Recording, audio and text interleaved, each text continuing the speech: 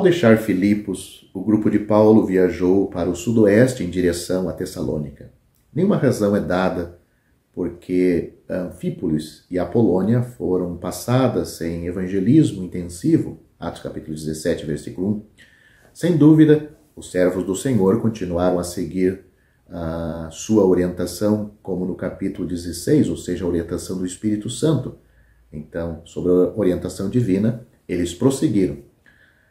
Eu fiz chover sobre uma cidade e não fiz chover sobre outra.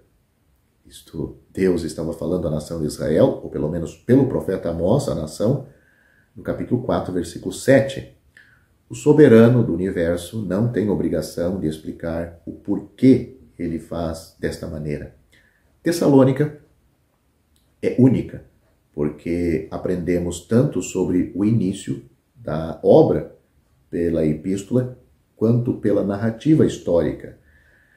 Ao relembrar, Paulo disse que a sua pregação ali estava em muito conflito. 1 Tessalonicenses capítulo 2, versículo 2.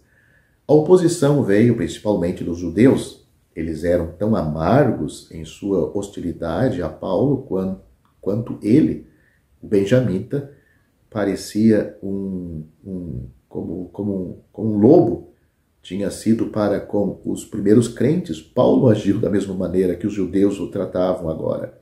Ele os perseguia até cidades estranhas. Atos capítulo 26, versículo 11, ele fala disto. E os judeus tessalonicenses o perseguiram até a cidade de Bereia. Atos capítulo 17, versículo 13. Em Atos 17, há a impressão de que os convertidos eram principalmente de origem judaica, ou os devotos que estavam ligados a eles. Versículo 4. No entanto, a epístola revela outros fatos. Muitos voltaram-se para Deus dos ídolos. 1 Tessalonicenses capítulo 1, versículo 9. Havia magnetismo sobre o Deus vivo e verdadeiro que os havia tirado de suas vaidades anteriores para servi-lo, como escravos agora, escravos de Deus. Abandonar decididamente a antiga vida é tão necessária para nós hoje, assim também o compromisso escravo de Tessalônica com o novo mestre. Eles deixaram a escravidão da idolatria para agora ser escravos de Deus, escravos do Senhor Jesus. Atos capítulo 17, versículo 2, nós temos uma palavra assim, sua maneira ou costume. Era fazer da sinagoga judaica seu primeiro porto de escalar em qualquer novo empreendimento. Ou seja, Paulo começava a pregar nesses lugares. Havia um público pronto de pessoas que tinham alguma afiliação com ele, que ele explorou. Mas há um fio que percorre os Atos dos Apóstolos, demonstrando que o evangelho era primeiro para os judeus e também para os gregos, Romanos capítulo 1, versículo 16.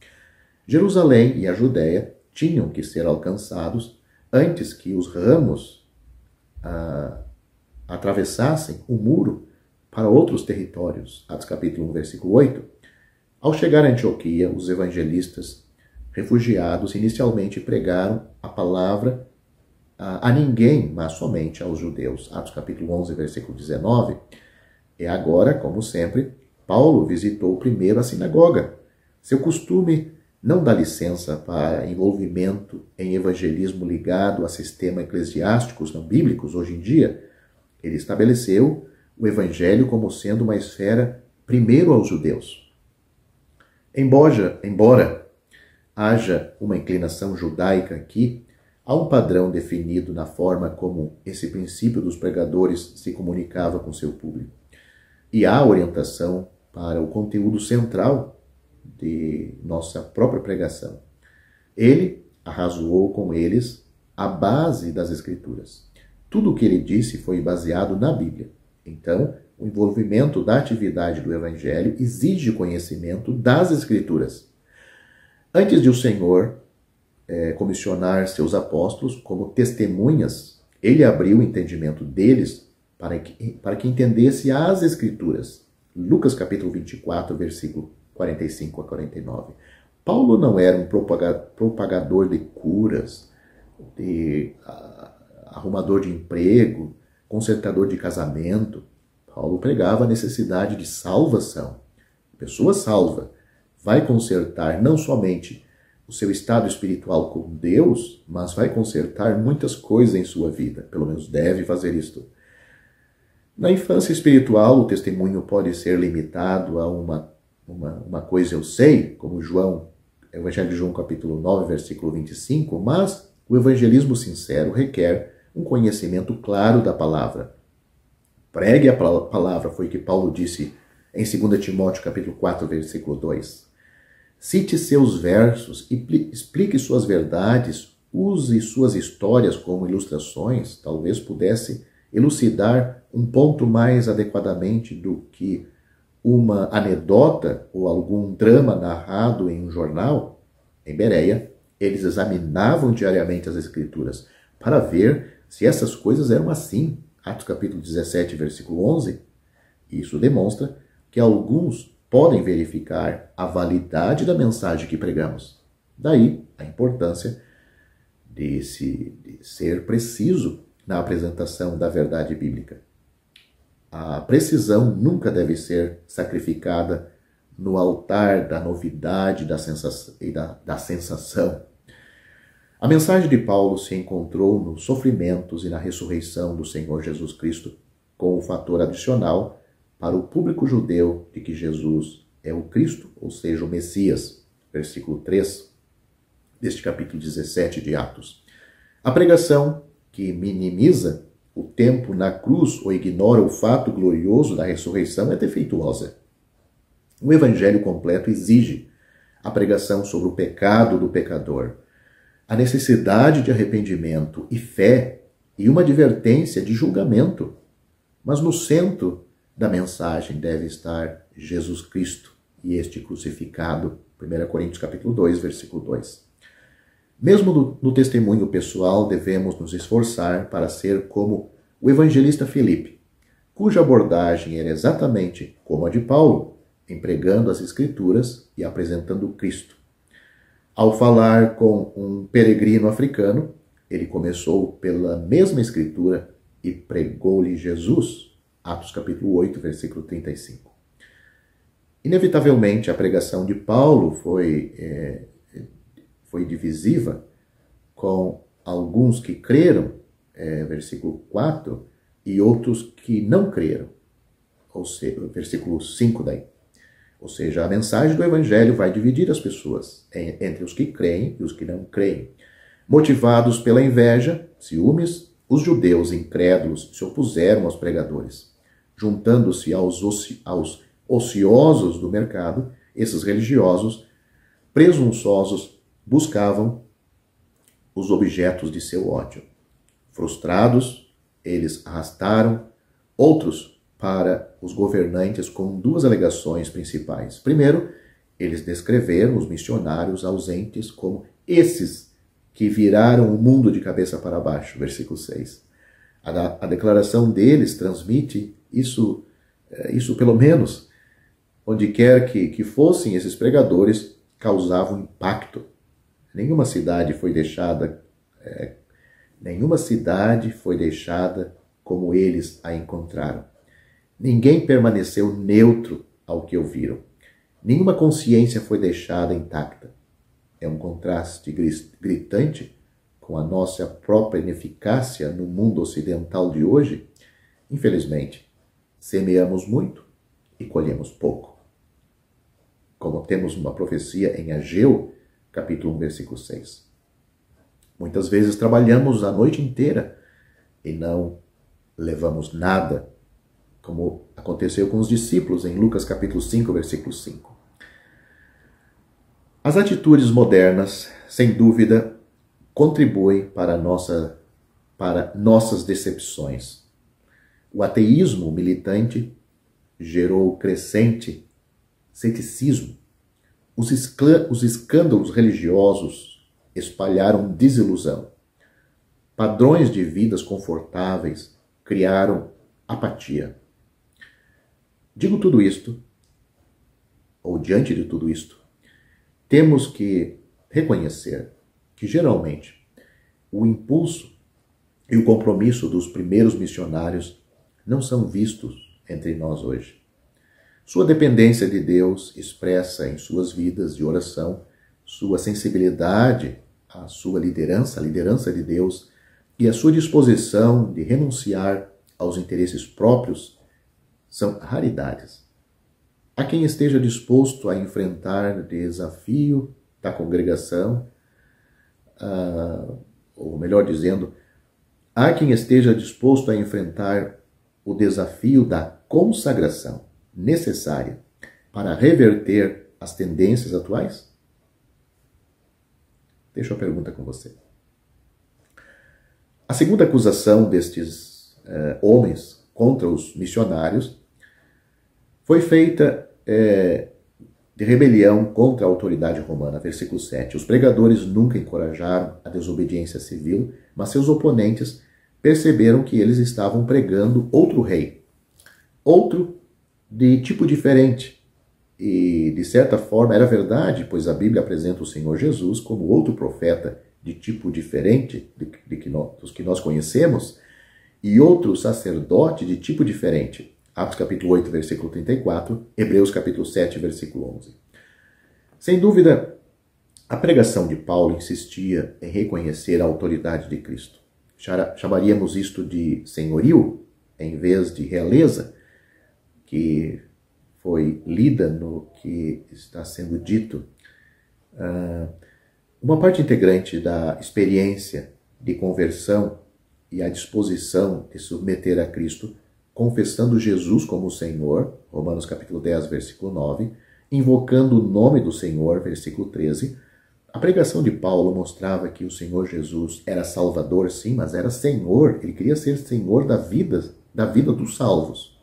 Como Paulo, devemos alertar nosso público para o fato de que a salvação leva a um estilo de vida mudado, caracterizado pela obediência àquele a quem Pedro descreve em 4 ocasiões como nosso Senhor e Salvador Jesus Cristo. Salvação que não coloca o Senhor Jesus como governante da vida de tal pessoa, isto não é salvação. A Assembleia recém-formada em Tessalônica estava preocupada com a segurança de seus mentores espirituais. E assim, sob o manto da escuridão, Paulo e Silas foram enviados de noite para Bereia, Paulo e Silas, Atos capítulo 17, versículo 10.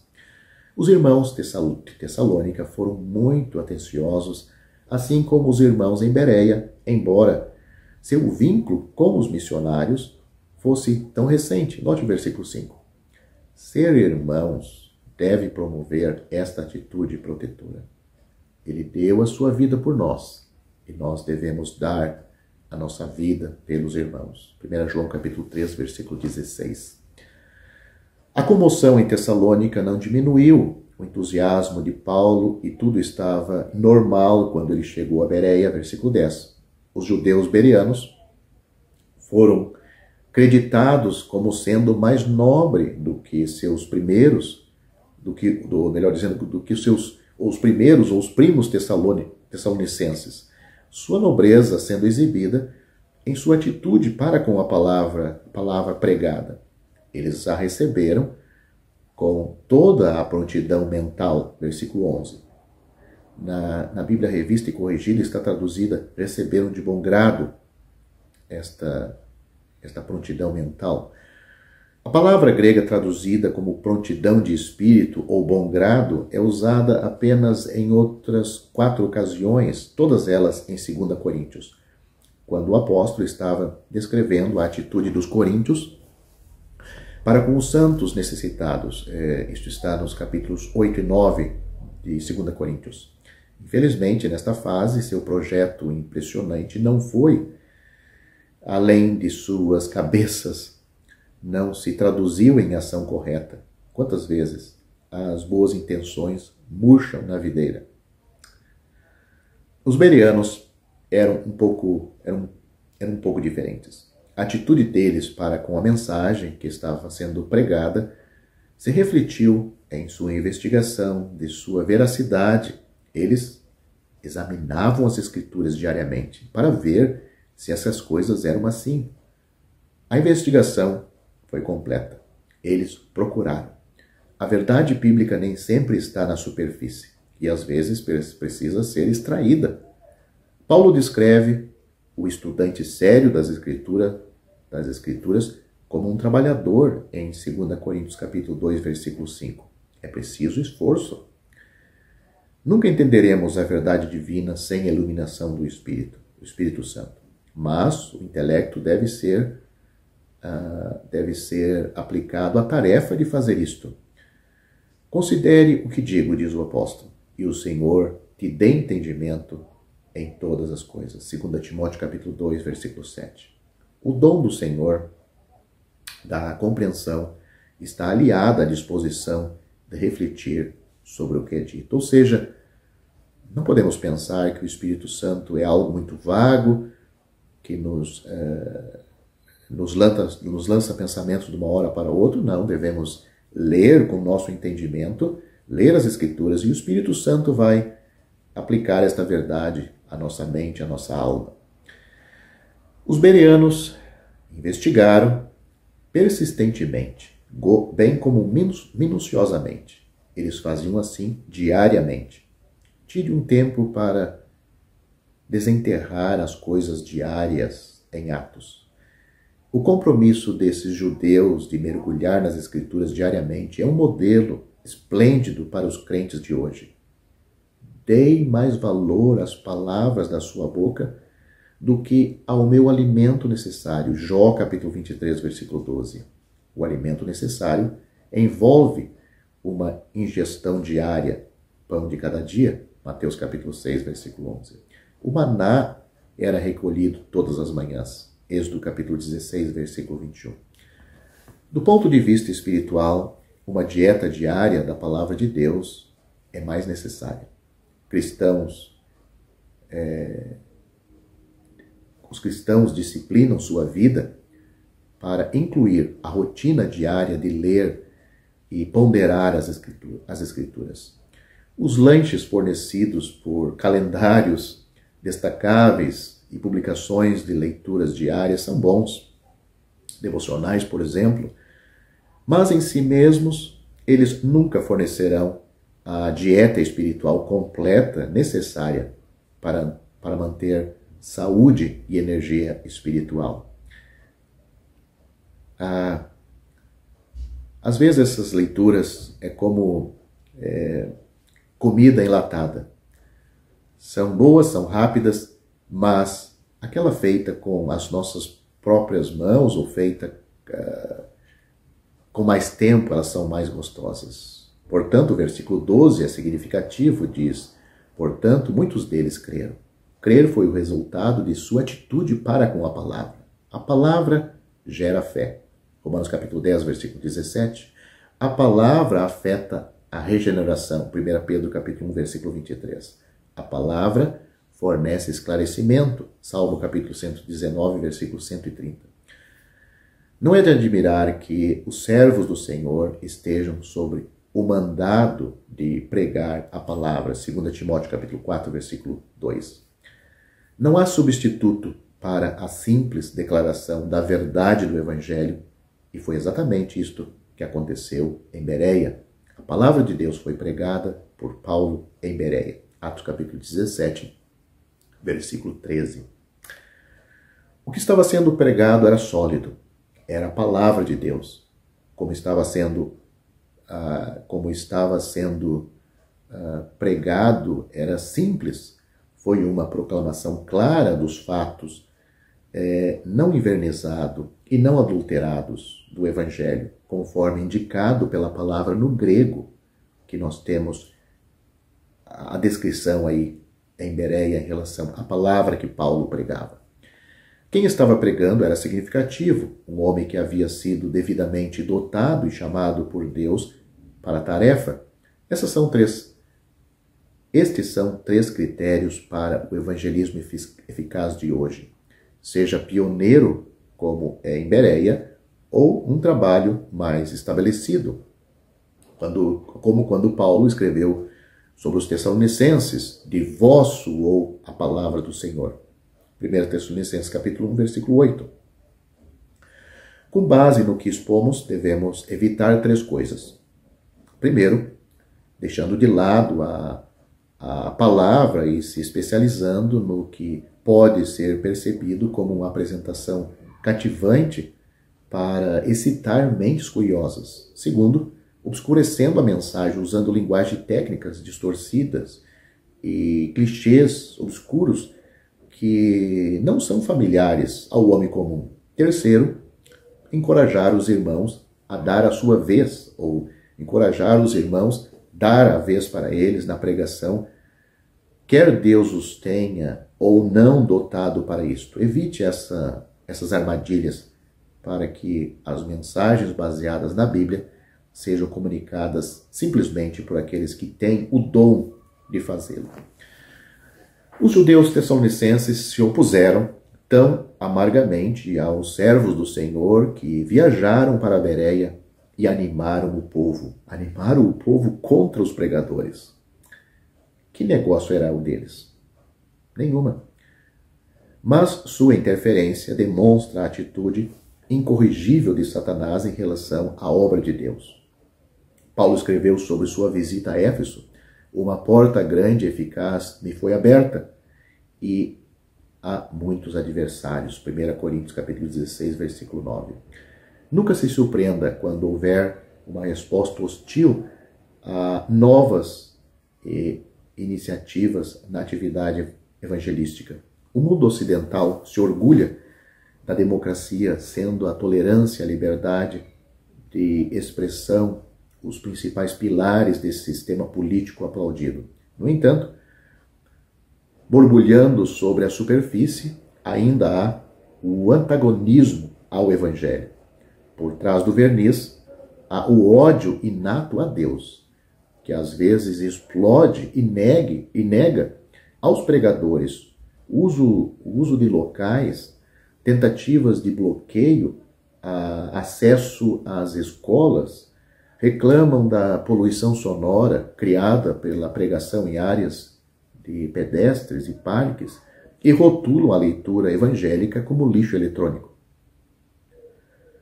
Aquele que observa o vento não semeará, e quem olha para as nuvens não ceifará. Colossenses capítulo 11, versículo 4. Muitas vezes permitimos que a oposição nos amordace e nos contentamos com opções fáceis. Em Bereia foi considerado sábio para Paulo escapar e Silas e Timóteo foram deixados para consolidar o trabalho. Leia o versículo 14 deste capítulo 17 de Atos. Atenas provou ser um refúgio para ele, mas tudo ali militava contra seus princípios cristãos e sua sensibilidade judaica. Uma grande sensação de desolação tomou conta dele. Daí seu apelo para que Silas e Timóteo viessem com tanta pressa. Leia o versículo 15. Eles vieram, mas Paulo estava preocupado com os tessalonicenses e como ele era persona non grata ali, ele despachou Timóteo. 1 Tessalonicenses capítulo 3, versículos 1 a 10, enviando Timóteo de volta a Tessalônica para animar os irmãos. Evidentemente, Silas também foi enviado para o norte. Leia Atos capítulo 18, versículo 5. Daí as palavras de Paulo, deixado sozinho em Atenas. 1 Tessalonicenses capítulo 3, versículo 1. Isolado, desolado e solitário, ele conhecia as implicações e ainda assim enfrentou o sacrifício para ajudar os crentes sitiados em Tessalônica.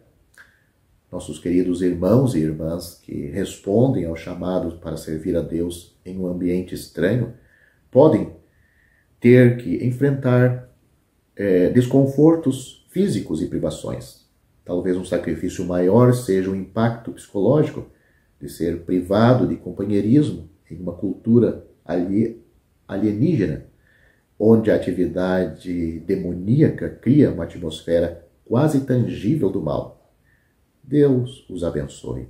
E se você se sentir chamado a aumentar seus números, avalie o custo de ser deixado sozinho, como Paulo ficou em Atenas.